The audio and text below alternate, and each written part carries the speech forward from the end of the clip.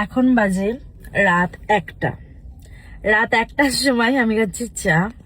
আর কোথায় এসছি তোমরা দেখো, কৃষ্ণনগর, কি যেন নাম, এটা শঙ্কর মিষ্টান্ন ভান্ডার প্রতিষ্ঠান।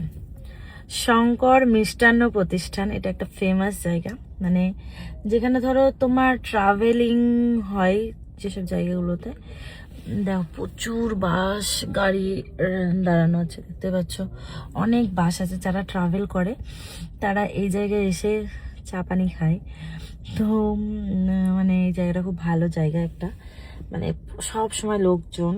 আর দেখো এত রাতে এসেছিলাম ভিডিও শ্যুট করার জন্য, ভিডিও শ্যুট করতে এসে যে চা খাচ্ছি এত রাতে। আর পুরো একদম অবস্থা খারাপ হয়ে গেছে, কারণ অনেকক্ষণ ধরে ভিডিওটা করছিলাম, আমরা অনেকক্ষণ বেরিয়েছি, প্রায় 10:30টার দিকে। আর রাতেবেলা যেহেতু গাড়ি টাড়ি কম চলে, তাই আজকে প্ল্যান হলো যে চলো আজকে ভিডিওটা করা যাক। তো ভালোই লাগলো। আর ঠান্ডার মধ্যে এর জন্য আমি ফুল হাতটা মানে সোয়েটার পরে নিয়েছি। আর এই যে এই শাড়িটা পরেছি, অনেকের এই শাড়িটা অনেক পছন্দ হয়েছে। আর তোমরা আমাকে বলেছো যে একই ধরনের কানের তুমি কেন পরো দিদি ভাই। তো ফোনটা এখানে রাখি। তো আমি একই ধরনের কানের পরি বলে আমি কানেরটা পরা বন্ধ করে দিয়েছি। বন্ধ করিনি, মানে বাড়িতে সবসময় এই কানেরটাই পরি, আর এই কানেরটা পরেছি তাই আজকে। আর কি বলতো, একটু সাজগোজের সঙ্গে একটু মেকআপের সঙ্গে এরকম বড় ধরনের কানের পরলে আর গলায়ও কোনো কিছুর প্রয়োজন হয় না। সো রাতের বেলায় ফার্স্ট টাইম এত রাতে আমি চা খাচ্ছি। ইদানিং দেখছি আমার চা খাওয়ার নেশাটা দিনে দিনে বেড়েই যাচ্ছে। যাই হোক, আমি বললাম রাতের বেলা আর একটা জিনিস কি বলতো, সবাই খাওয়া দাওয়া করেছে, আজকে আমি খাইনি। আর আজকে আমার সঙ্গে একটা বিশাল ভালো একটা ঘটনা ঘটেছে, সেটা তোমাদেরকে শেয়ার করি। আজকে সকালবেলা ঘুম থেকে ওঠার পর আমি একটু ঘরের কাজ টাজ করে তারপরে বাবুকে স্কুলে নিয়ে গেলাম, স্কুল থেকে নিয়ে আসলাম। আর আজকে কেন জানি না কোনো মানে আমি যে কমেডি ভিডিওগুলো বানাই তোমরা দেখো, সেগুলো আজকে আমি বানাতে পারিনি, কারণ মুড একদম খারাপ ছিল। জানি না কেন, মাঝে মাঝে হয়তো এরকম হয়ে যায়। তো তারপর মানে ভিডিও করিনি। তারপর আমি বাবুকে নিয়ে গেছিলাম আমার মায়ের কাছে, মানে আমাদের এখানে খুব 17 দিন ব্যাপী একটা কীর্তন হয়।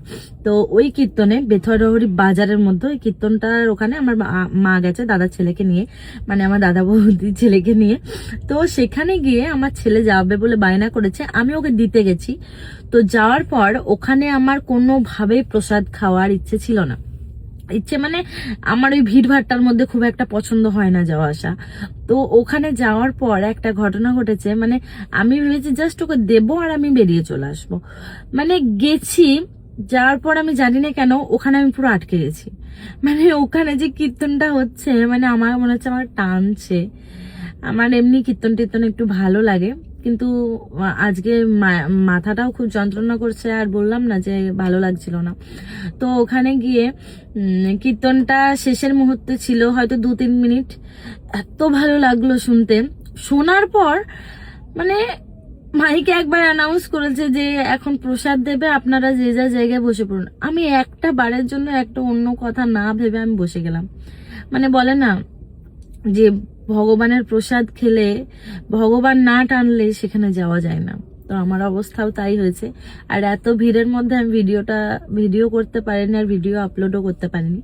তারপর আমি বাড়ি আসলাম, বাড়ি আসার পরে একটা টানা ঘুম দিলাম 2 ঘন্টা, 3টে থেকে 5টা।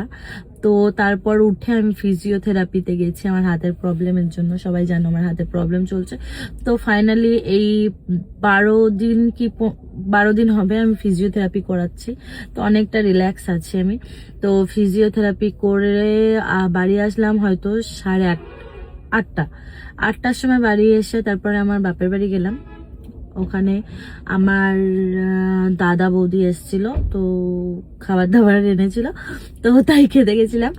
তারপরে ওখান থেকে আসার পর আমার ননদের সঙ্গে একটু আড্ডা মেরে তারপরে সে বলল আমাকে, মানে দীপঙ্কর ফোন করলো যে রেডি হও। তো রেডি হয়ে বেরিয়ে পড়েছি। রেডি হয়ে ও আসলো, আসার পরে খেতে দিলাম। খাওয়া দাওয়ার পরে আমি এই যে বেরিয়েছি। ছেলেকে বাড়িতে রেখে এসেছি, কারণ সব জায়গায় ছেলেকে নিয়ে আসা সম্ভব না। তো খাবার খেয়ে ওদেরকে খেতে টেতে দিলাম, আমি খাইনি, আমার ভালো লাগছিল না। আর না খেলেই হাতে যন্ত্রণাটা করে, সো হাতে যন্ত্রণা শুরু হয়ে গেছে এত রাত যেহেতু। তো খাওয়া দাওয়ার পর প্রায় 10:30টার দিকে বেরিয়ে এসেছি, আর এখন বাজে 12:30, সরি 12:30 না, দাঁড়াও বলছি কটা বাজে। এখন বাজে, আমি না দেখতে পাচ্ছি না কটা বাজে, যাই হোক এখন হয়তো 1টা বেজে গেছে। ভিডিওটা পোস্ট করব কালকে সকালে, কারণ এত রাতে কেউ দেখবে না।